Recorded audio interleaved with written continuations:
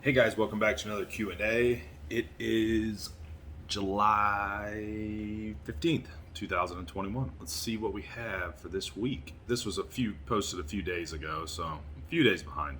Had some technical difficulties this week, put me a little bit behind, but slowly figuring things out. Someone asked, what is your opinion on doing one straight set and one brief cluster set? They said 4-4-4 for an isolation movement.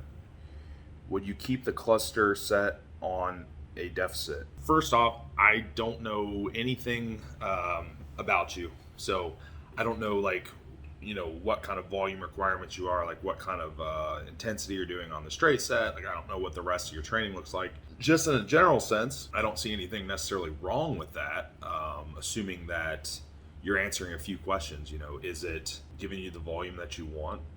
Are you recovering from it? Can you progress on the scheme that you have? It's not like necessarily a wrong answer here. I would say the biggest thing would be like, is it too much? Is it maybe not enough? What is the body part? Like what, you know what I mean? Like I don't know, I really know nothing about what we're trying to get after here. Now, something I could say is like, if you're doing a straight set that was, say, like failure, really hard set, then you're probably going to have a hard time if you're doing the same movement, especially unless you took enough break to generate a really good, effective cluster set. Because generally with a cluster set, you're hitting failure very close in like the last 1 to 2 portions. Now this one's only 3 portions, right? So you'd be hitting failure at the end. So do you have the recovery capacity to hit failure twice like that? Does your recovery allow that? I guess would be the question. And you asked about a deficit. I mean, yeah, you could, again, same questions. I mean, could you keep it? Could you continue to recover? Like, I would need to know more. Like, I hate to give generic answers, but I know nothing about the person or their training or their needs or anything. So just keep that in mind. Do you recommend people supplement with iodine or add table salt if they're using sea salt or pink salt exclusively and following a prep, i.e. no processed foods? Yeah, so I actually use iodized salt with pretty much everybody. So the reality is like pink salt, Himalayan, like stuff like that, it's touted as extra mineral content. Like it's so minuscule, it doesn't really make any noteworthy difference. So like if you want to use it, that's fine, but I don't really think it makes any difference, to be honest.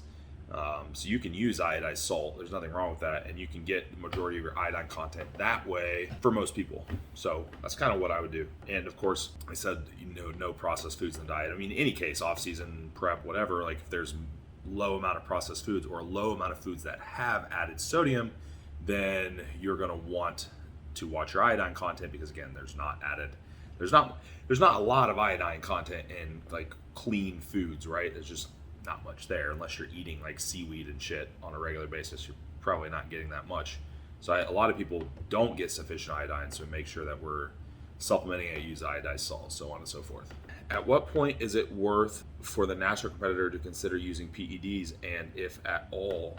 Well, I mean, again, like this is a contextual question. Like, what is your goal? Like, are you going to be a pro bodybuilder? Like, do you need TRT already?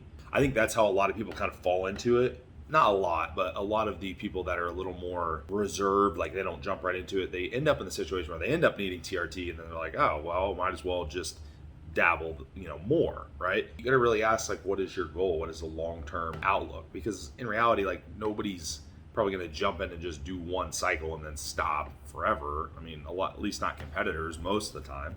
And also understand that once you do it, you're shutting down your exogenous production. So are you willing to stay on it forever? Sure, some people can PCT and probably recover, but it's kind of a crapshoot whether you recover or not. You got a lot of hormone yo-yoing, and TRTs or staying on generally is by a lot of people is considered the best option anyhow. It's like, is that something that you're ready to do? Now, inevitably, every single male's testosterone will go down over time. Just like every single, just like females hit menopause. Every male's testosterone will drop. It's not a matter of if, it's just a matter of when, right? You're just expediting that process.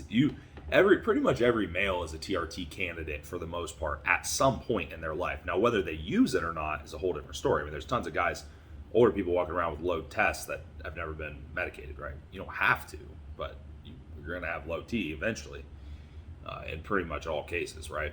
Some questions to ask yourself, like, is it something that you're ready to deal with for long term? If you don't know what you're doing, find somebody that does. How helpful are Epsom salt baths, and how do you incorporate them during prep? From a science standpoint, like, are you getting anything substantial from them? Probably not. Biggest thing that you're getting is they're really relaxing, so why not?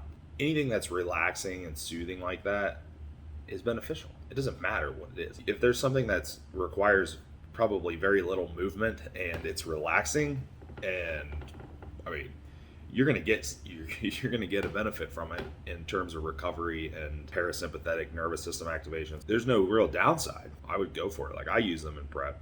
I use them not in prep. So how do you incorporate them? Anytime you feel like taking a bath, just throw one in. If you want to do it every day, that's fine. If you want to do it every couple times a week, that's fine. Days that you're more stressed or more sore, you need some extra recovery, so just do it. It's not anything, like, there's not like a method necessarily. Like I said, anything relaxing would have some type of benefit, right? So someone asked about Yohimbine or Yohimbine, however you want to pronounce it. Dosing. How do you dose? So commonly we'll look at not Yohimbine bark, we'll Yohimbine HCl generally, or some people use the alpha Yohimbine. Alpha will require a little bit less normally, seems to have a little bit less in terms of like the anxiousness and uneasiness that the HCl can give. But in any case, the HCl dose normally about 1 milligram per 10 pounds of body weight, or if you have a lot of body fat, I guess, per lean mass. So like 200-pound person, 20 milligrams. Pretty self-explanatory. I mean, dosing's all in the morning, and if you want it in a baseline insulin state, so it's just easiest to do it in the morning and do some kind of fasted activity that's non-glucose intensive. It's not like HIIT cardio, like steady, lower intensity cardio. Beyond that, ramp up. Just ramp up as you can handle it, really. Like, literally, I mean, a lot of the products start at like 2.5 milligrams. Some of them will be 3. There's even 5 milligram caps, but get the small ones. Get the 2.5s. Just ramp up. Start at 2.5 and ramp up 1 cap as tolerated until you hit your max dose. Take it with a little bit of caffeine, 1 to 200 milligrams, and send you on your way. It is obviously stimulatory, so like consider your entire stimulant load when you do it. Very stimulatory, so like you're adding to the stimulant load a good bit. So don't just willy-nilly throw it in there and think there's no consequence, but because sympathetically there is some. And beyond that, it's a very much as tolerated. Like I said, you can try the alpha version if you don't tolerate the HCl very well. Use maybe half to 3/4 of the dose. Also, I like to use theanine here for people that are edgy. That's very low, brings down the kind of like the excitatory effect and makes people, helps people tolerate it a little bit better. Beyond that, just use as tolerated, fasted cardio, so on and so forth. So I think that's all of them for today. I appreciate the questions, and we'll talk to you guys next time.